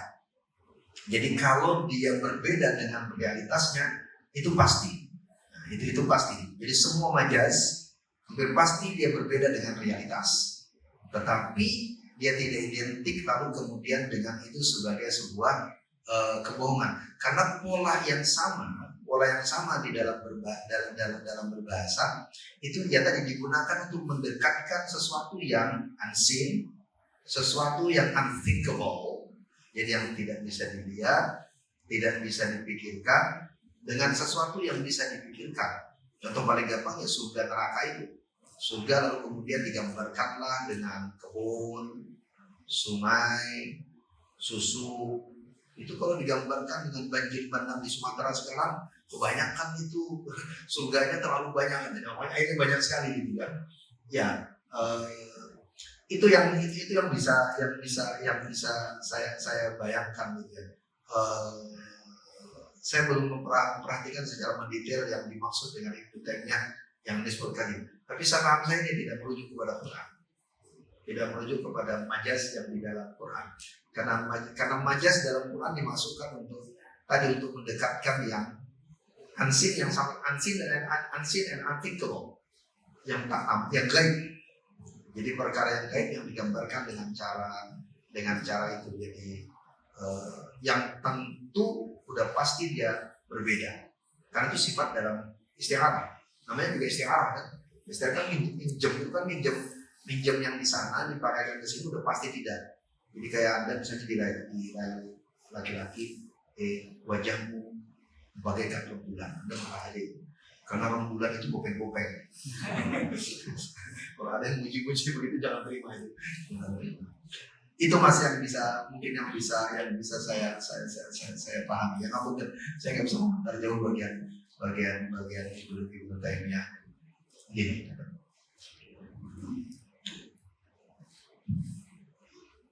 Iya, saya juga ketika kita membayangkan kerangka itu kebanyakan peralatan pertukaran itu ada semua di situ. Dekat sini. Ya juga laundry, karena ada strik ya. Pakaian yang diserahkan ataupun surga yang tadi sudah disebutkan. Ada catatan penutup dari Pak. Oke, baik. Ya, jadi sebagai penutup ini, tadi saya sudah tutup dengan tadi. Jadi pertama, Quran sebagai teks, dia menjadi petunjuk bagi siapa saja yang mau membacanya. Tetapi cara untuk mendapatkan petunjuknya bisa berbeda-beda, masing-masing orang, dan bisa sangat subjektif. Kitab-kitab ulumul Quran berusaha untuk membantu kita memberikan batasan-batasan yang bisa diuji dan diulangi oleh orang lain untuk mendekati Quran dan mengurangi tingkat subjektivitas. Jadi kitab-kitab ulumul Quran yang jumlahnya banyak sekali, dia sebenarnya adalah alat bantu bagi kita untuk bisa berinteraksi dengan Quran dengan cara yang lebih baik. Satu. Kemudian yang kedua, seperti saya sampaikan tadi, kitab ulumul Quran juga tidak tunggal. Cara para ulama memperkenalkan Quran kepada kita para pembacanya beragam.